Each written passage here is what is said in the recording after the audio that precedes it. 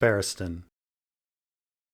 The hair beneath his helm had long ago turned white, but as he rode out through the city gates, he was a boy again.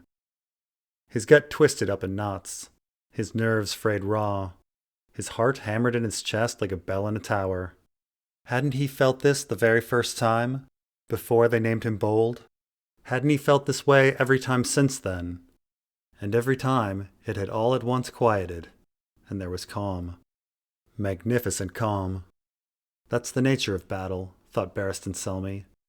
The sheer chaos of it changes the world into something new, something queer, like the landscape of a dream.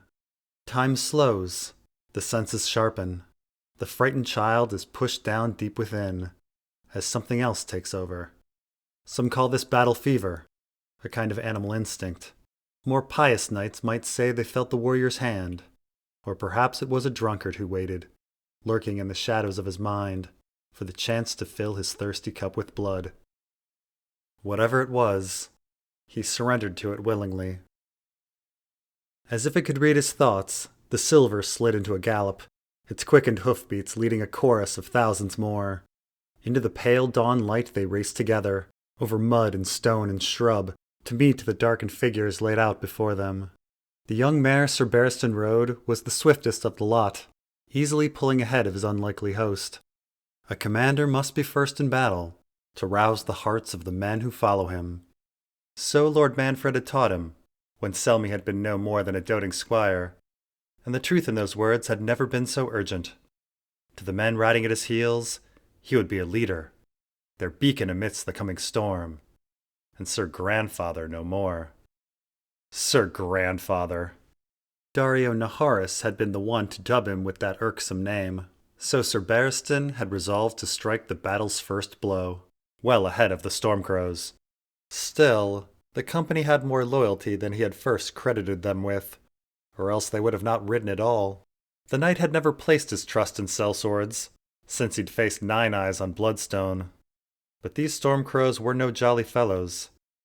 These men at least had courage, and he could hear it in the cries behind him, voices raised into a mounting roar. "Dario!" they screamed, and "Stormcrows fly!"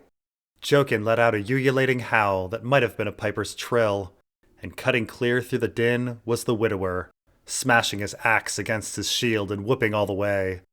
Each man of the company vied to be the loudest, even as their mounts competed to keep pace with his own fleet silver. No, he would never again doubt the valor of sellswords. "Jogo!" came another cry, high and shrill. One of the Dothraki boys, no doubt. Selmy had lost track of them on the other side of the gates, but Romo's paltry Khalasar was galloping somewhere amongst the sellswords.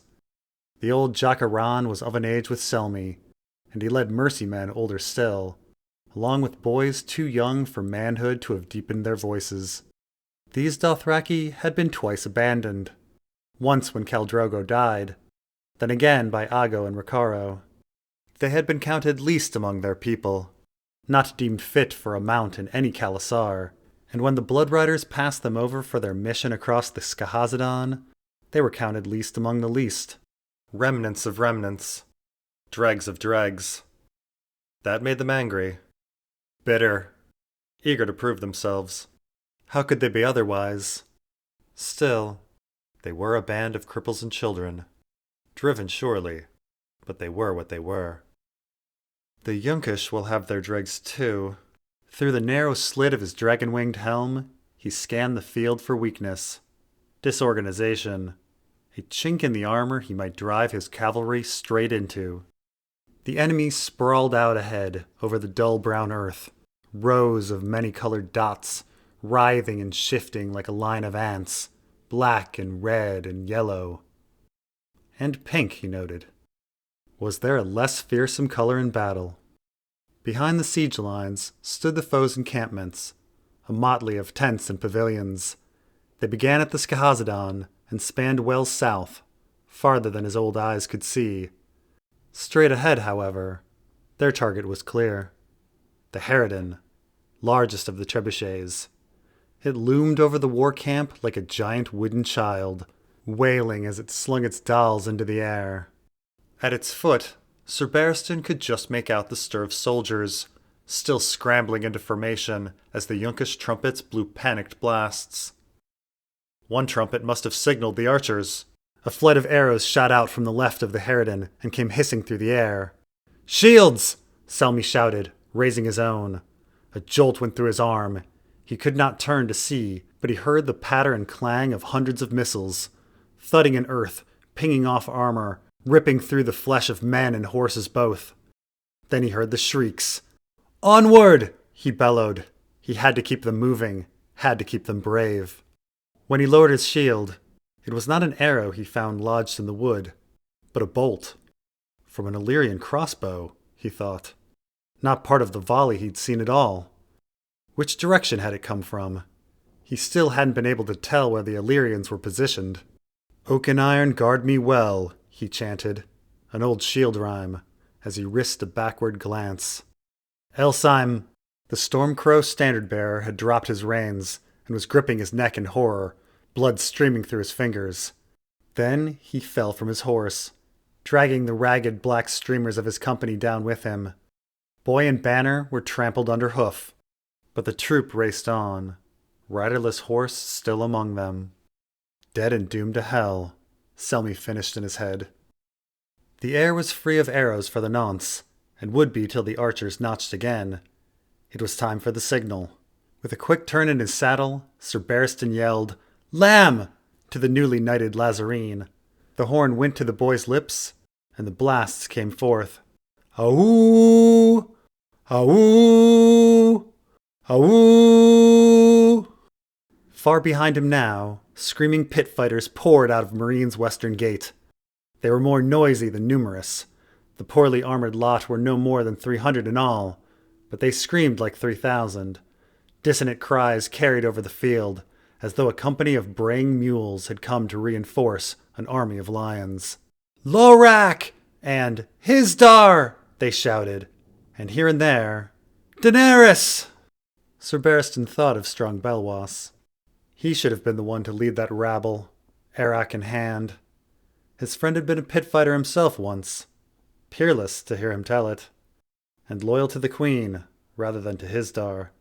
Belwas wanted nothing more than to rain death on the allies of his poisoners, but he was still far too weak to fight. During the descent from the Great Pyramid, he had stopped to catch his breath 4 times, and twice needed the privy. In the end, Missandei had pleaded for him to stay and protect her, likely saving the warrior's life without staining his honor. As he looked back on the surging mob, one pit fighter caught Selmy's eye. A woman, naked but for her greaves, her sandals, and a chainmail skirt, as well as the python she had wrapped around her neck. Sanera She-Snake. Her brown breasts bounced wildly as she sprinted, smacking her pet with every stride. The old knight was half amazed. All my years, and a battle can still surprise me. He hoped the singers would write a grand song in her memory. Certainly this dawn would be her last. A loud grunt brought Sir Barristan's wandering attention back to his cavalry. Beside him rode Leric the Lash, staring straight ahead, with an arrow in his chest. Selmy cursed under his breath. Still, the white Queensguard banner Leric held stayed upright and billowing. He hadn't lost his balance or his grip for now.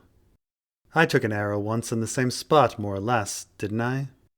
The boy may live, if the gods are merciful. He hoped they were, prayed they were. By their grace he had even survived Duskendale, although the same could be said of King Aerys. And to what purpose? The 7 gods weave tapestries too tall and wide for any man to behold in full, Sir Gerald Hightower would say. Was this all the Seven's design? To his relief, his other lads hadn't taken any wounds.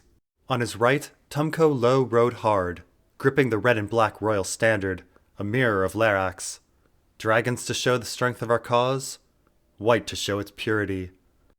Just past Tum was the red lamb, a sign of fury unto himself. My boys, Selmy thought. Today they are true knights, worthy of the Queensguard. In that moment, he was as proud of them as any father of his sons. Sons. He had sworn before the gods to hold no lands, to take no wife. A great honor, his own lord father had told him, but there had been sorrow in his eyes. He would have no grandchildren, no legacy of his body. Lord Manfred was disappointed as well, he knew, but Sir Barristan's cousin married the Swan girl in his stead and was named heir to Harvest Hall. Barristan Selmy had traded a lord's cloak for a white one, only for King Joffrey to strip him of it, so many decades on. What did he have now? He put his spurs to the silver's flesh, looking left to Larrick, then right to the lamb and Tum. And, somewhere out there, Daenerys was his queen, not your daughter, you old fool. As the harridan grew larger, Sir Barristan could see its defenders more clearly. A Giscari legion, now in position. 6,000 strong, more than my entire patchwork host. The island of New Gis boasted skilled freedmen, well armed and trained in the same style as the Unsullied. Save for the geldings, the lockstep warriors would be 6 ranks deep. The first rank knelt, their spears pointed out and up. The second stood, with spears at chest height. The third held theirs out on their shoulders. He could not see the rear ranks, but they would be armed with small throwing spears, ready to step forward into the line if their comrades fell. And their flanks? Defended by Yunkish forces on both ends. Deep within the old knight, the frightened boy once more found his voice. Astapor.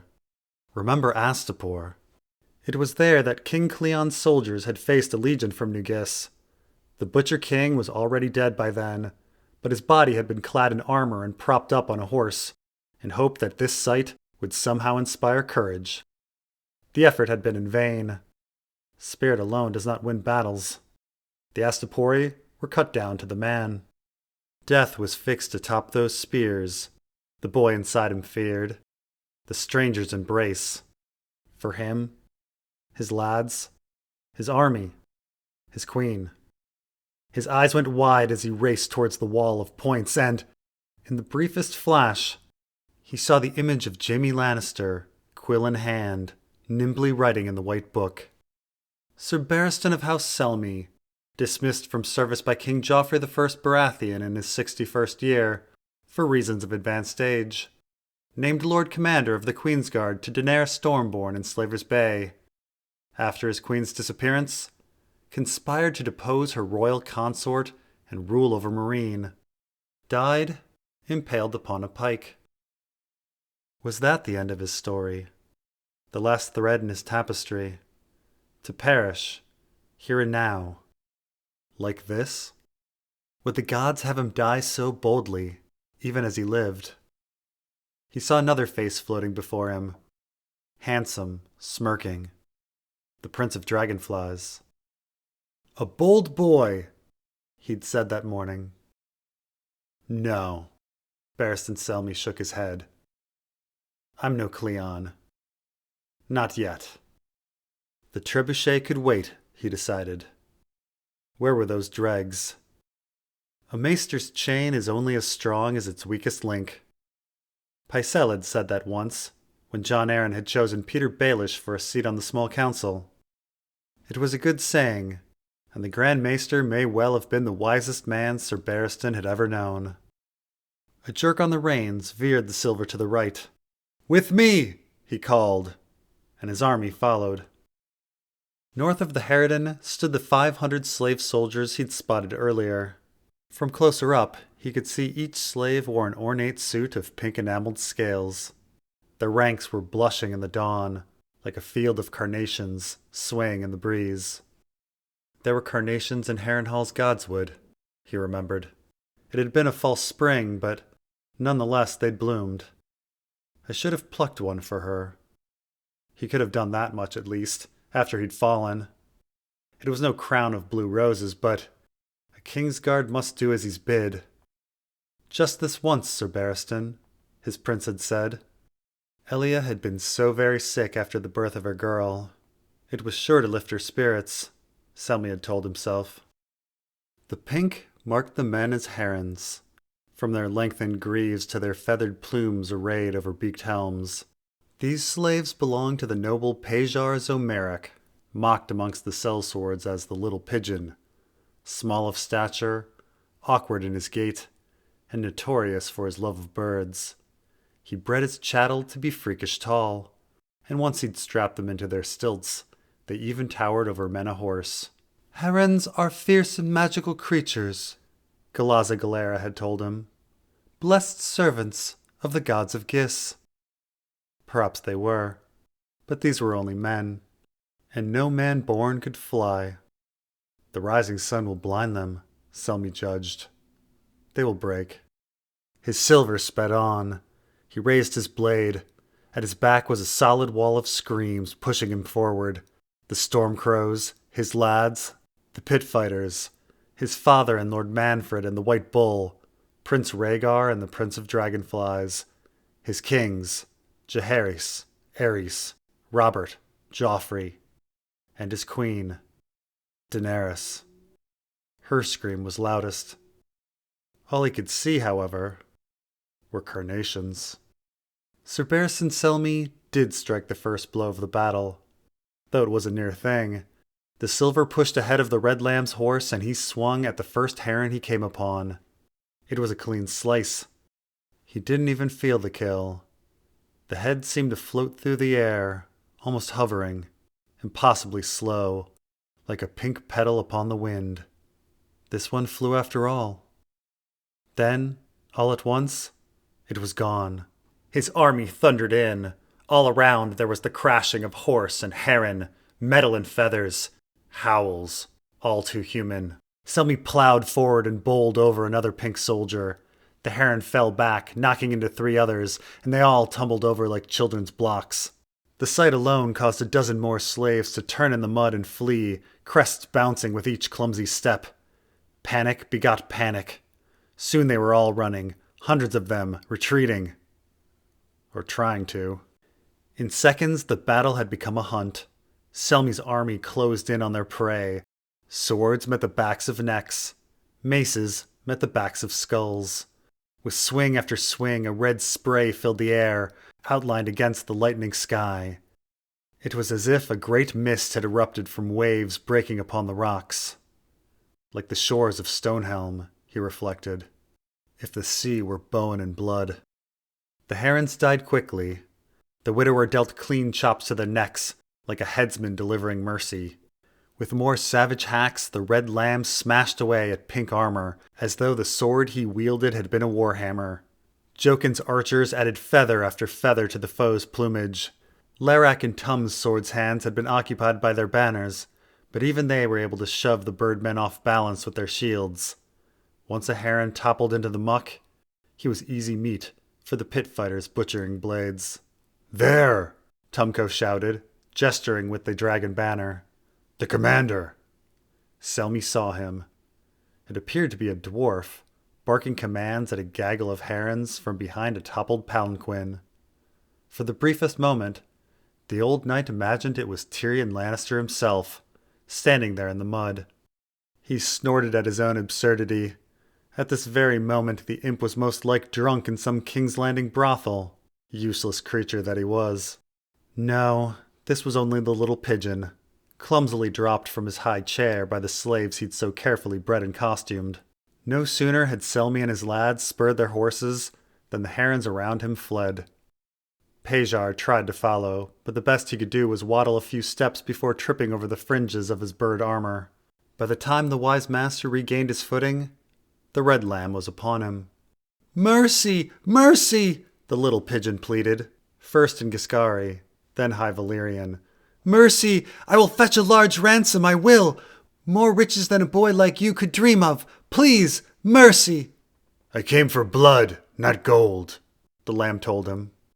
The little pigeon whimpered, but only for an instant.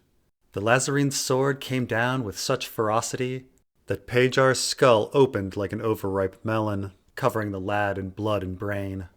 Sir Barristan would have sooner taken the Yunkish lord hostage, to bargain with the other wise masters, but that chance had already gone up in a red splash. Some had even splattered his silver mare. Selmy reared his horse around to meet a heron barreling towards him, then drove away the approaching spear with his shield, just as he'd done in so many tourneys. A quick cut in reply and the man was dead. The knight looked left and right for another foe, but all he saw was a flurry of feathers. Not a bird was standing. Spare the slaves and cut down the masters, he'd said. But these Yunkish didn't make it so easy. He turned the silver about and peered back at the gates. Grey Worm and his 5,000 unsullied had already emerged, he saw, and were moving into formation even now. Selmy smiled. The Yunkai had missed their best chance to attack, and their own defenses had been well and truly pierced. Having made it through the herons, Sir Barristan's cavalry could flank the enemy in either direction. So which way? Shall we strike north, towards Harpy's daughter, or south, towards the Harridan? The thought of going south and facing that legion from New Gis still made him wary. But even as he considered it, he realized that the Stormcrows and the Pitfighters were already moving north. They were now closing in on a new group of slaves. Unlike the Herons, these had not been done up in any pomp or pageantry. In fact, they displayed no sigil nor banner. And yet it was clear as the High Septon's crown whose chattel these were. Chained together in groups of 10 by wrist and ankle, these could only be the slaves of the brothers Resin, the Clanker Lords. As Selmy's men approached, the brothers themselves beat a hasty retreat, chunks of mud flying from their destriers' hooves, and left their slave army to fend for itself. At the overseer's orders, trumpets blasted and lashes cracked. A spear wall rose, then another, then another. Sir Barristan had half a mind to call his men back with a blow of the lamb's horn, but he could see those spear points shaking. They're trembling. These poor wretches are no unsullied, no legion of New Gis. They were not. The Clanker Lord's slaves broke before the sellswords were even upon them. Not all. Some chose to fight, but that was little use when their brothers in arms had settled on fleeing. By the time the battle was actually joined, their ranks had turned into a mob, fettered limbs all pulling and pushing and yanking in different directions. Here and there a row managed to flee together, but they were the lucky few. The rest were slaughtered. The Stormcrow's charge knocked the slaves reeling into the mud. Chains jerked, arms shattered, and men flew sideways as the sellswords rained down blows on their sprawling victims. 3 or 4 men had gone down in each tethered pack, which was enough to doom them all. The fallen encumbered the standing. The dead pulled down the living. When the pit fighters descended, blades spinning and slicing, there could be no escape. Faced with their fate, all the slaves could do was beg for mercy, pray to their gods, and die. "Misa!" some called out. Whether it was Daenerys Stormborn or their own mothers they were pleading for, Selmy would never know. But neither were there to hear the cries, and veterans of Marine's fighting pits were long since deaf to them. Togosh and Marigo took turns beheading slaves in a shackled row, one after another. A row farther on was dismembered by fearless Ethok's rusty scythes. Sanera She-Snake hacked at a pile of slaves as a woodsman would hew timber, her naked body covered in blood and viscera. Her python was dead, though. What still clung to her shoulder was only half a snake. The killing was easy. Too easy? Sir Barristan watched 3 Stormcrow mounts drag a chain of 10 slaves through the mud. Where are the other free companies? The sellswords in service to Yunkai were a grave worry for the old knight. Had they struck at the Unsullied before they'd formed up, his plan would be in pieces. He could still hardly trust his luck that they hadn't. Where are the Long Lances? Or the treacherous Second Sons? The Company of the Cat? The Windblown? None of the 4 companies were in sight. Could the gods be so generous? He turned back east. Grey Worm had formed his spear wall and was on the march. Their ranks were implacable. When one eunuch fell to an Illyrian bolt, his place in line was filled smoothly by another, as though the many eunuchs had but one mind. Bees in service of their queen, Selmy thought. If a swarm could ever have such order, and led with their stingers. The Unsullied were marching toward the Stormcrows and pit fighters, he realized, to join their one-sided battle against chained slaves. Our target was the harridan, Selmy reminded himself. If they left the trebuchet standing, the wise masters would keep on tossing the pale mare over the city's walls. He would have the red lamb blow his horn now, as he should have done earlier. We must call them all back south, and face that line of spears. We must do what we left the gates to do. Lamb! A shadow billowed across the earth. The Stormcrow's horses shied and whinnied in terror. Selmy looked up to see the glimmering scales. Rhaegal. Had he heard the sound of battle, or was it that he smelled the blood? Either way, Viserion wouldn't be far behind. The green beast glided off to the northwest, toward the Skahazadon. The forces at Harpy's daughter would be distracted, if not panicked. Should we burn the smaller sister first? We could regroup with Stripeback's free brothers, and then march south. Sir, Tumco Low pointed out at the bay. Why are there so many ships? Ships? Nonplussed, Sir Barristan turned again to face the green waters of Sliver's Bay. The sight was as strange as promised. Yesterday there had been 20 slaver vessels, but now there were thrice as many, at least. When comprehension came, his heart sank. The Volantines. What do we do? Asked Tum. What can we do but die? The fleet of old Volantis numbered in the hundreds. The army it carried, in tens of thousands. These first ships in the bay would only be a vanguard, but that alone would suffice to sweep them off the field. When they made shore, the Battle of Marine was lost. The slavers would sack the city and put all men of fighting age to the sword, unsullied and brazen beast and pit fighter alike. The women and children would be cast into bondage once more. When Daenerys returned, the kingdom she'd bled for would be a ruin. The people she'd set free, only corpses and chattel. In the Plaza of Purification, Selmy and his lads would be nailed to posts and left to the flies. My final cloak will be of black. Then a splintering crunch came from the bay. A galley had slammed right into the side of a Carthene ship. As Sir Barristan and Tum stood watching, there was a second crunch, and then a third. They're ramming the slavers. Now he was lost. Too lost even to feel relief. He turned to Tumco, whose eyes were younger. Can you see the banners? Tum squinted. Squids. Big squids. Like back home in the Basilisk Isles. Sometimes they drag whole ships down. Sir Barristan's stare was blank. Where I'm from, we call them krakens. What in seven hells are the Ironborn doing at the other end of the world? Has Balon Greyjoy joined with Joffrey? Or the Starks? But no, the unruly lord had met his death on the rickety bridges of Pike, Selmy now recalled. The news had come just before the blockade. Who then? Is this the work of Balon's heir? That boy who was a ward at Winterfell? All along the coast, shadows moved in the waves. Scores of them, sprouting from the green waters. One raised an arm and a rider fell, struck by a spinning blur. A throwing axe. Sir Barristan had seen their deadly dance on Old Wick. Meanwhile, fishing boats made toward the shore, but not before those aboard loosed a flight of arrows. The missiles fell on the haggard defense now forming at the bay. A Yunkish defense. They are on our side, he said, exulting. The sellswords did not meet us because they were sent to answer the Iron Men. The gods were generous.